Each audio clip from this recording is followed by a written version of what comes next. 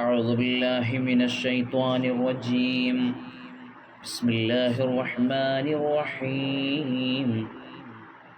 الحمد لله رب العالمين، والصلاة والسلام على سيد المرسلين وعلى آله وصحبه أجمعين.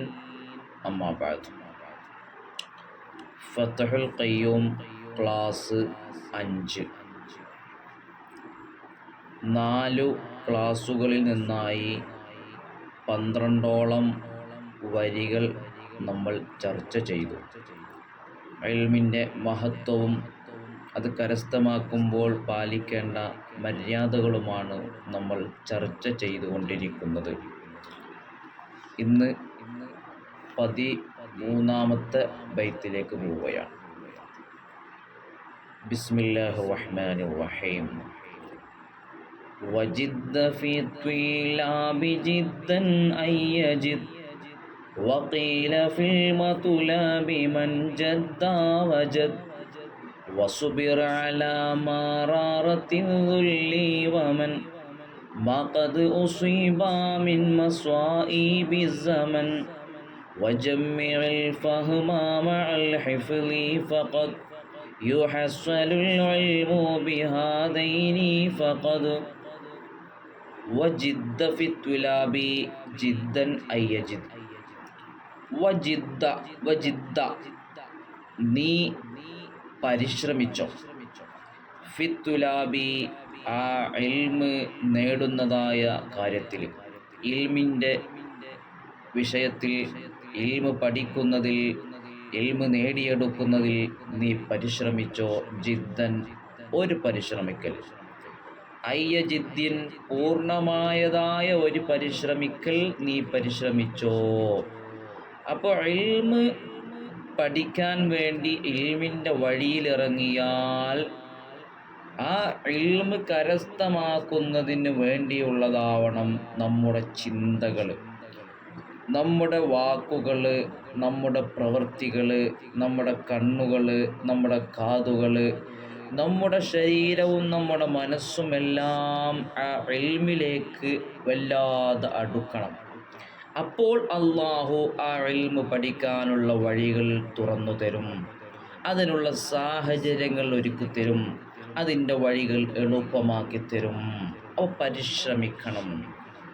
വഖീല പറയപ്പെട്ടു, ഫിൽ മത്ലബി ഇൽമ് പഠിക്കുന്ന വിഷയത്തിൽ പറയപ്പെട്ടിട്ടുണ്ട്, മൻജദ്ദ വജദ്. മൻജദ്ദ ഏതെങ്കിലും ഒരുത്തൻ, ഒരു വ്യക്തി, അവൻ പരിശ്രമിച്ചാൽ വജദ അതിനെ എത്തിക്കുക തന്നെ ചെയ്യും. അപ്പോൾ പരിശ്രമിച്ചാൽ അത് കിട്ടും, അത് സാധ്യമാകും, അതിൽ വിജയം കിട്ടും എന്നുള്ളതാണ്. അതുകൊണ്ട് വല്ലാതെ പരിശ്രമിക്കണം നമ്മൾ. വസ്ബിർ അലാ മറാറത്തി ദുല്ലി വമൻ വസ്ബിർ നീ ക്ഷമിച്ചോ, വല്ലാതെ ക്ഷമിച്ചോ. അലാ മറാറത്തി ദുല്ലി അപമാനം എന്ന കയ്പിൻ്റെ മേലിൽ നീ വല്ലാതെ ക്ഷമിച്ചോ. എന്താ പറഞ്ഞത്? അപമാനം എന്ന കയ്പ് എന്ന് പറഞ്ഞാൽ ഇൽമ് പഠിക്കാൻ വേണ്ടി ഇൽമിൻ്റെ വഴിയിൽ സഞ്ചരിക്കുമ്പോൾ ഒരുപാട് അപമാനങ്ങൾ സംഭവിക്കും, ഒരുപാട് കുത്തുവാക്കുകൾ ഉണ്ടാകും. അവൻ വളർന്നു വന്ന രീതി, അവൻ്റെ കുടുംബം, അവൻ്റെ അയൽവാസികൾ, അവൻ്റെ സഹോദരങ്ങൾ എല്ലാം ഇൽമിന് എതിരാണെങ്കിൽ, അവൻ്റെ കൂട്ടുകാർ, അവനുമായി ബന്ധമുള്ള ആളുകൾ പരിശുദ്ധമായ ദീനുൽ ഇസ്ലാമിൻ്റെ നൂറിനോട് എതിരാണെങ്കിൽ അവരിൽ നിന്ന് ഒരുപാട് കുത്തുവാക്കുകൾ ഉണ്ടാകും. കാരണം അവർ പാൻ്റെല്ലാം ധരിച്ച്, മുടിയെല്ലാം നീട്ടി വളർത്തി, സിനിമയും സീരിയലുമായി കളി തമാശയിലൂടെ കടന്നു പോകുന്ന ആളുകളാണ്. അപ്പോൾ അവർക്ക് ഒത്ത രീതിയിൽ നമുക്ക് ജീവിക്കാൻ കഴിയുകയില്ല.